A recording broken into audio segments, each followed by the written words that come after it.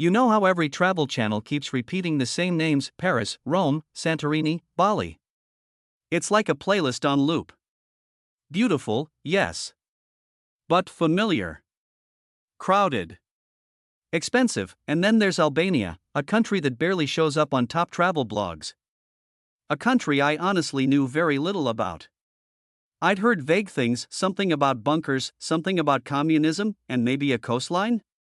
But when I finally landed here, the first thing I thought was, why is no one talking about this place? Albania is Europe without the attitude. The beauty of Greece without the price tag. The coast of Croatia, minus the cruise ships. And the warmth of a village, even in its capital city. In this series, you won't see luxury hotels or tourist-packed itineraries. What you'll see are raw, random, real moments. Unfiltered and unscripted. I had no plan. No brand sponsorship. No travel crew. Just a backpack, a camera, and a curiosity about a country that the world has ignored. What I found? A land with ancient ruins and futuristic energy. A people shaped by pain, but overflowing with generosity. And views that belong on postcards, but barely exist on the internet. So whether you've never heard of Albania or you've only seen the name on a flight connection, stay with me. Because this place might just change how you think about Europe and about travel itself. This is not a documentary. It's not a top 10 list, this is just my experience. My footsteps. You'll see beaches so blue you'll question your filter. Mountains so rugged they look photoshopped. Food that made me want to hug every grandmother in the Balkans.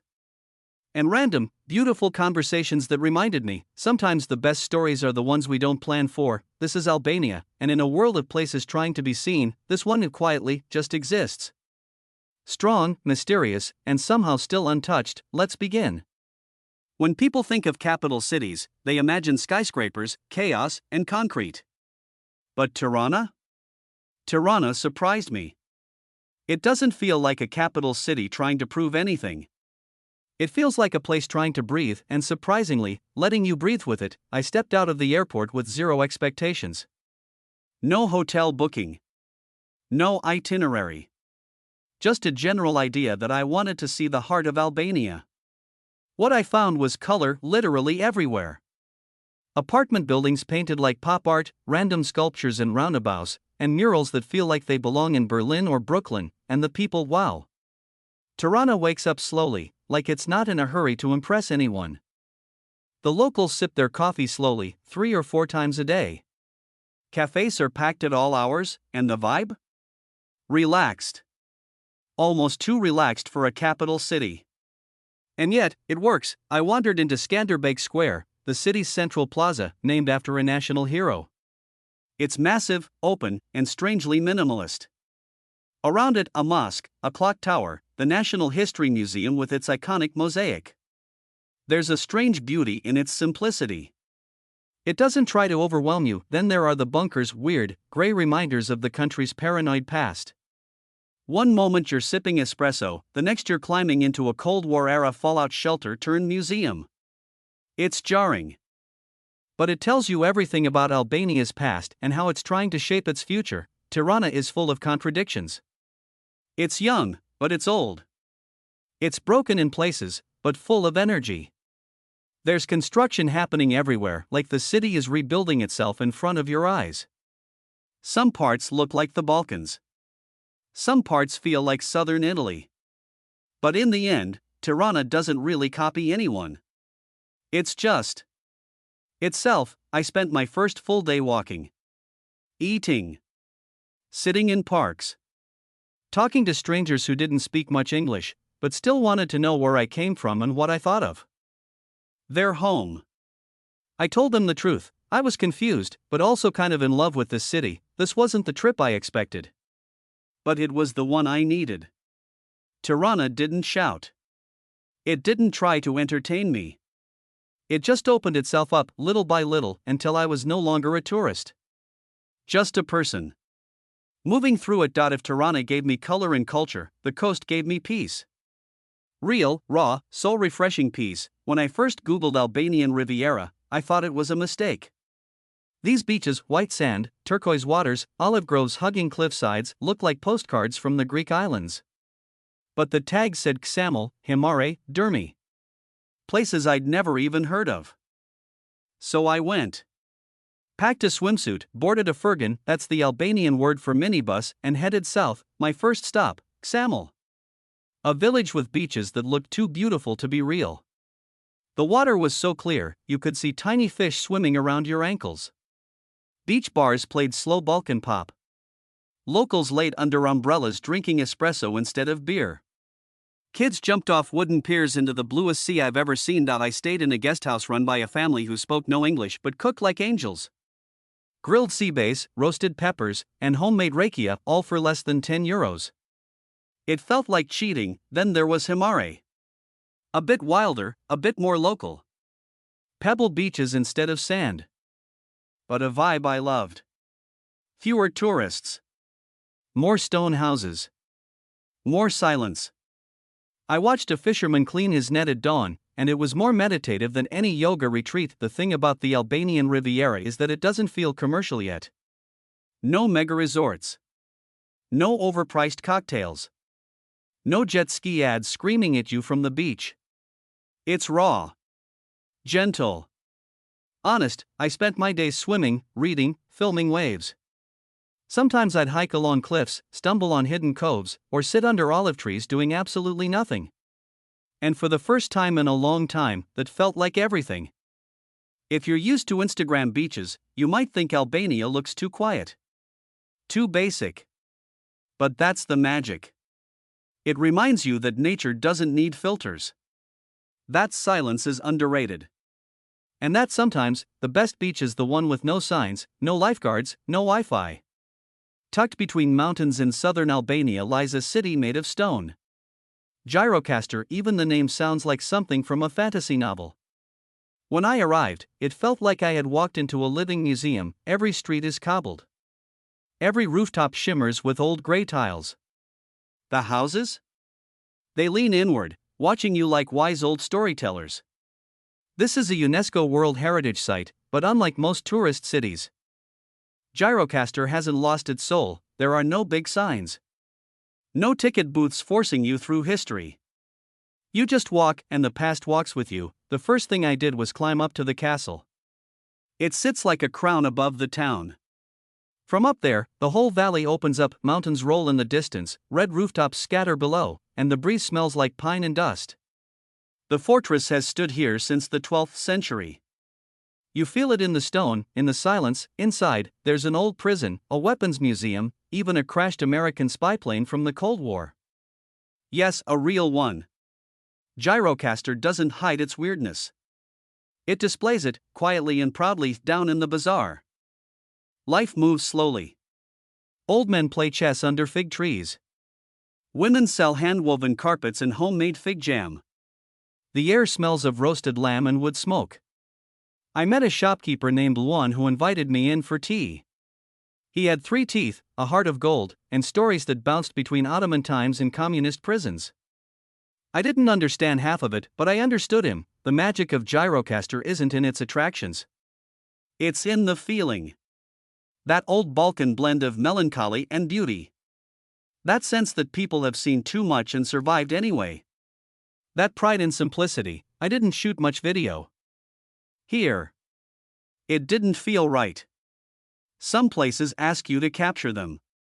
Others ask you to be still, and for a moment, I was just a traveler, walking on stone. One of the strangest things you notice in Albania, the bunkers.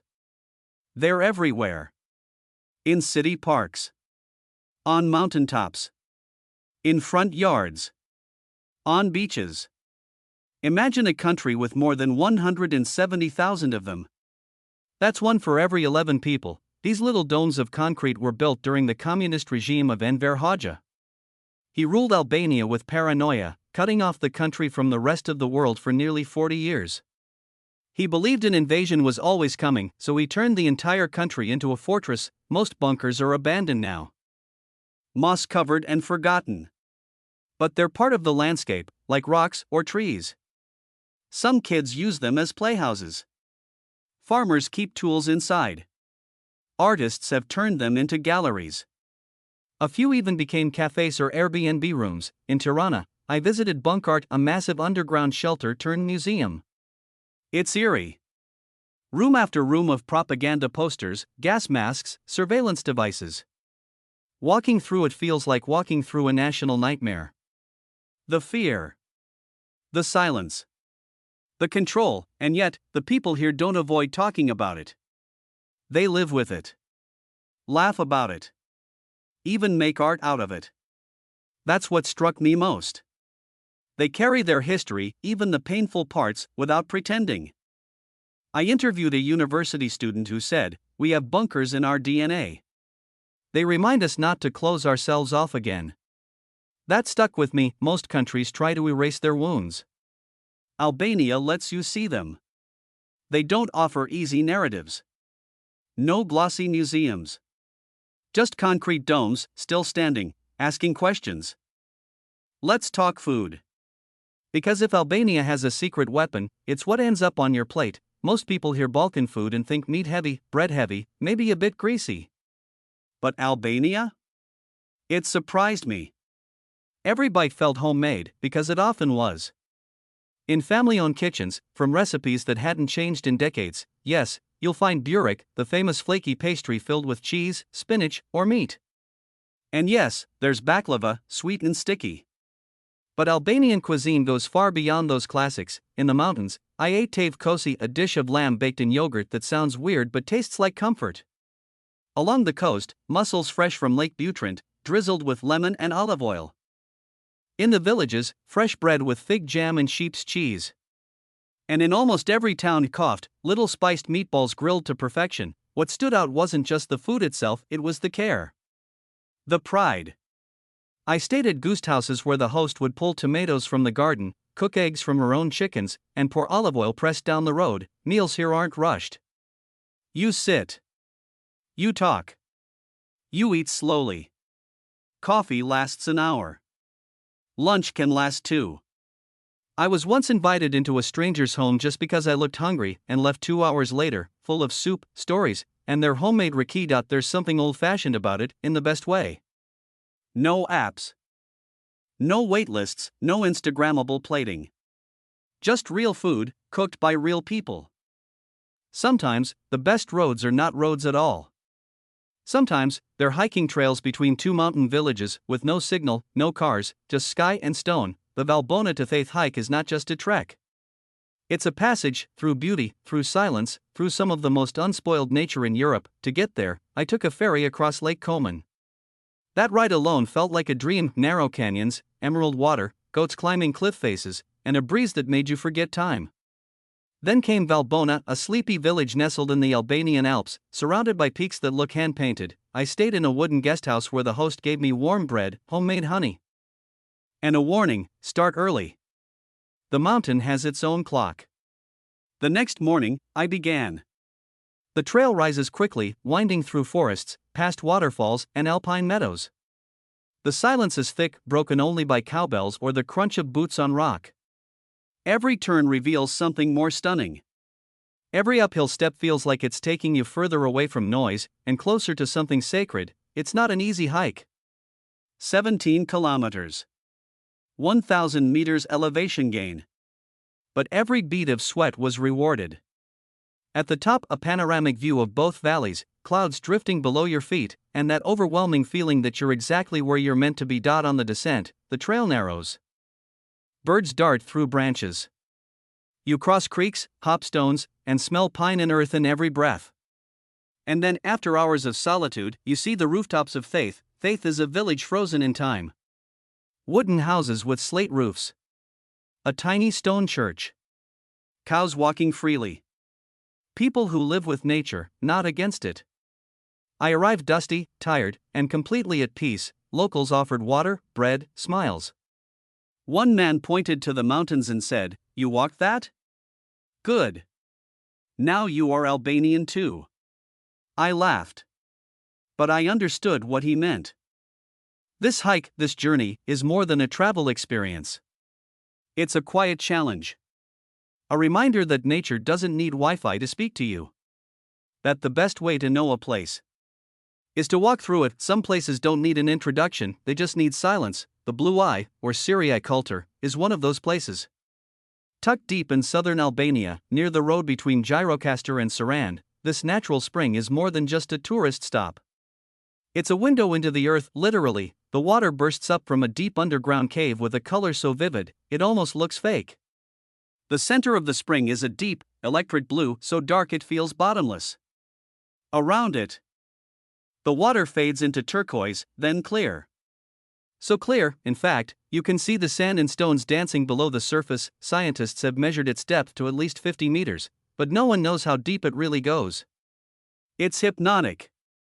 People stand on the wooden viewing platform in silence, just watching, listening to the birds, the leaves, and the soft gurgle of the earth breathing. Getting there isn't difficult, but it isn't loud either. A dirt path leads you through forests and old stone bridges. You hear the Blue Eye before you see it. And when you finally do, it takes a second for your brain to believe it's real. Swimming is technically forbidden to protect the ecosystem, but a few daredevils jump in anyway. The water is freezing, like, numb your bones cold even in summer. I didn't jump, but I dipped my hands in. It felt like touching glacier breath. I sat there for over an hour, filming, thinking, not saying much. It's a place that pulls words out of you, but not quickly.